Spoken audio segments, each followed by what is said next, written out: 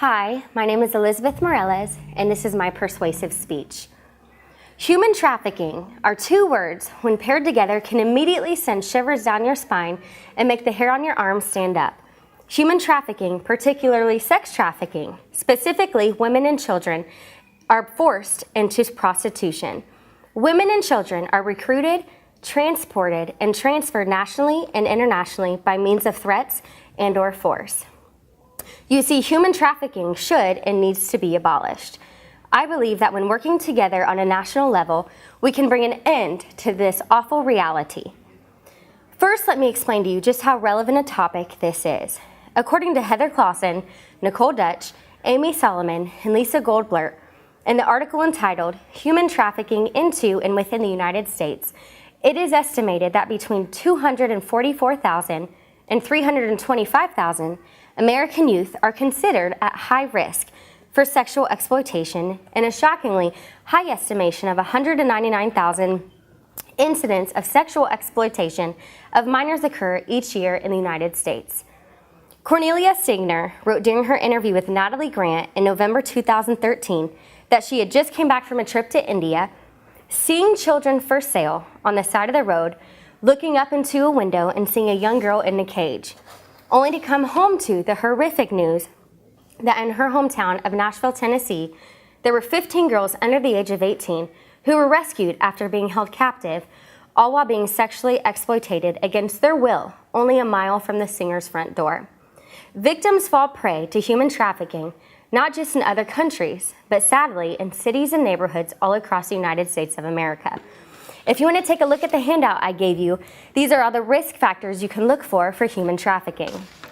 According to Heather Clausen, Nicole Dutch, Amy Solomon, and Lisa Goldblatt, in the article entitled Human Trafficking into and Within the United States, victims are not just chosen at random.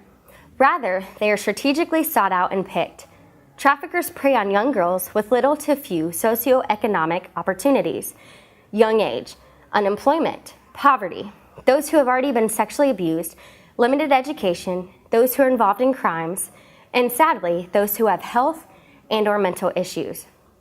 Victims are manipulated, deceived, and forced into this sick sex trade. The national average age when girls first become exploited are between 12 and 14 years of age.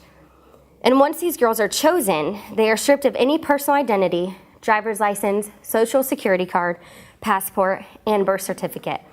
Tina Front shares her story about how she was enslaved in America and the Women's Funding Network, and how she was sought out after the young age of 14. I challenge you to open your eyes and make a conscious decision to not choose a blind eye when we see someone who is working excessively long hours, owes a large debt to someone. Maybe they live in a constant fear or worry and anxiety of state of mind, and they don't have any form of identification.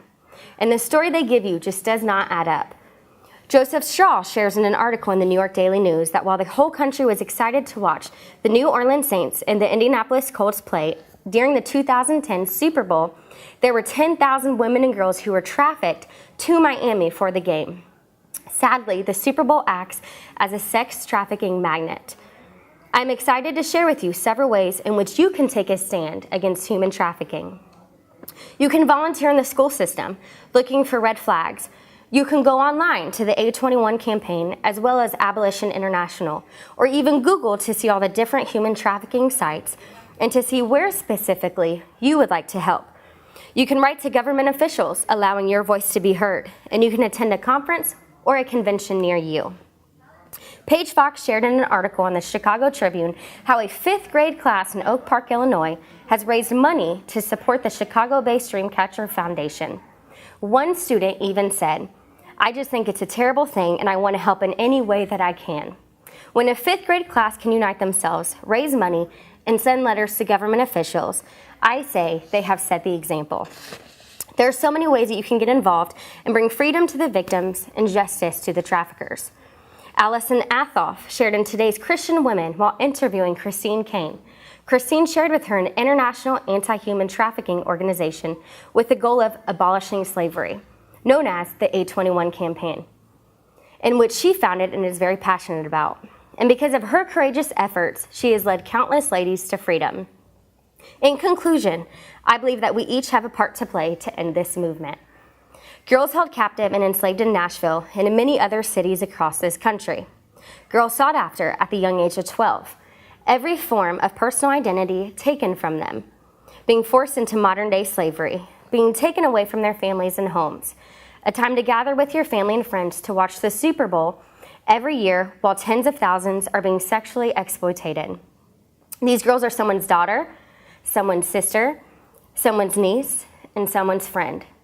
I say all of that to say, I hope that your hearts and minds have been awakened and that you realize within yourself that you can no longer stay silent, but you have to do something.